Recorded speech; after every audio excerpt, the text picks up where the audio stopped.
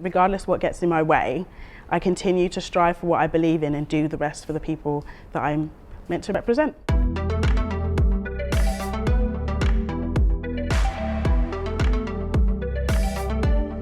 My name is Mabel Ogundayo, I'm 25 years old and I am a councillor in the London Borough of Bexley and Deputy Leader of Bexley Labour Group. As a councillor, my role is to represent the people of Thames Mid East who I'm elected to represent within the council, as well as the residents of Bexley as a whole. So I will deal with issues such as education problems people may be having, children's services, roads and other issues, as well as issues within the council and attending meetings on their behalf and looking out for the best interests of my residents. I was born in Nigeria, and I think the defining moment in my life was when I was 13 years old and I went back to Nigeria for the very first time. And it kind of dawned on me the opportunities that my parents had provided for me by bringing me to the UK and the opportunities I had through our education system and other parts of society here. And this kind of called me to realise that I need to do something with my life. Growing up as a young person in Thames Mid, I often felt that there were so many opportunities that weren't brought our way, and it was a community that was often neglected.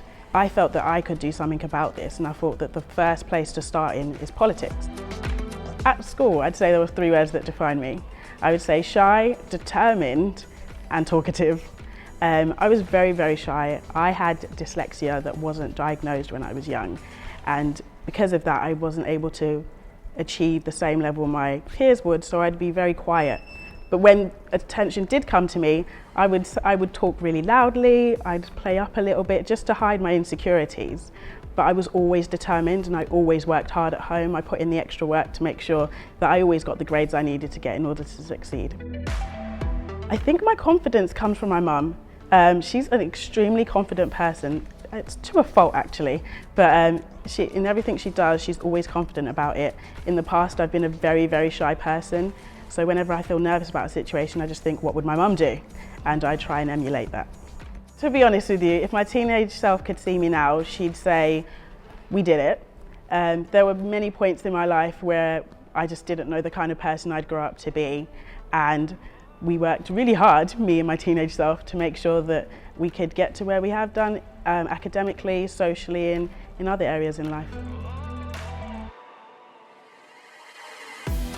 The advice I'd give to someone who wishes to run for this kind of position in the future would be to be passionate.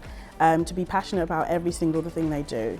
The area that you choose to represent, make sure you're passionate about it. The people that you choose to represent, make sure you get to know them and you're passionate about the things that they're passionate about and making positive change in society.